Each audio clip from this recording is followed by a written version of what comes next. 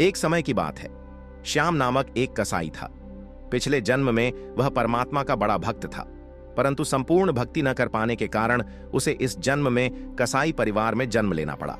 वह दिन भर मांस काटता और बेचता। एक दिन परमेश्वर कबीर साहिब एक मुसलमान फकीर के वेश में श्याम के पास आए और उसे जीव हत्या से होने वाले पापों का ज्ञान कराया। कबीर साहिब की बातें सुनकर श्याम के हृदय में परिवर्तन आया और उसने दीक्षा लेने की इच्छा जताई। परमेश्वर ने कहा कि पहले मांस काटने का कार्य छोड़ना होगा। श्याम बोला, यह तो हमारा पारिवारिक धंधा है, मुझे कोई दूसरा कार्य नहीं आता।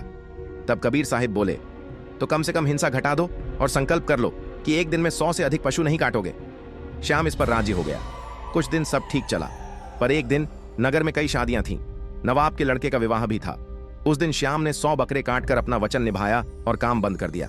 रात में बादशाह के सिपाही आए और बकरा मांगा। श्याम परेशान हो गया। सोचा, क्यों ना बकरे की गर्दन हल्की काट दूं, वचन भी बच जाएगा और बादशाह का हुक्म भी पूरा हो जाएगा।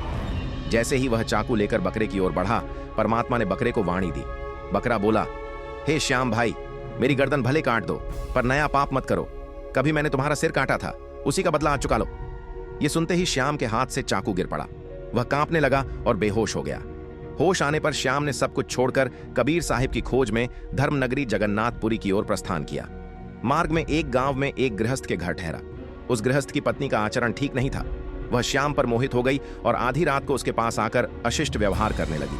श्याम ने विनती की, मां, मैं तुम्हें अपनी माता समान मानता हूं, मुझे आशीर्वाद दो। लेकिन वह स्त्री नहीं मानी। क्रोध में आकर उसने अपने पति की हत्या कर दी और श्याम पर दोष मढ़ दिया। गांव के लोगों ने श्याम को राजा के सामने पेश किया। श्याम ने सफाई नहीं दी, प्रभु की लीला मानकर चुप रहा।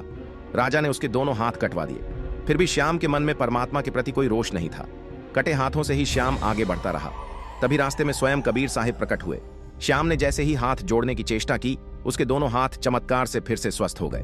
कबीर साहिब ने बताया, पिछले जन्म में तुम काशी के एक विद्वान ब्राह्मण थे।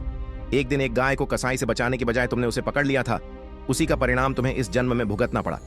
अब तुम्हारे पापों का प्रायश्चित हो चुका है। निष्कर्ष, चाहे जीवन में कितनी भी कठिनाइयां क्यों ना आए, सच्ची भक्ति और समर्पण से मोक्ष संभव है।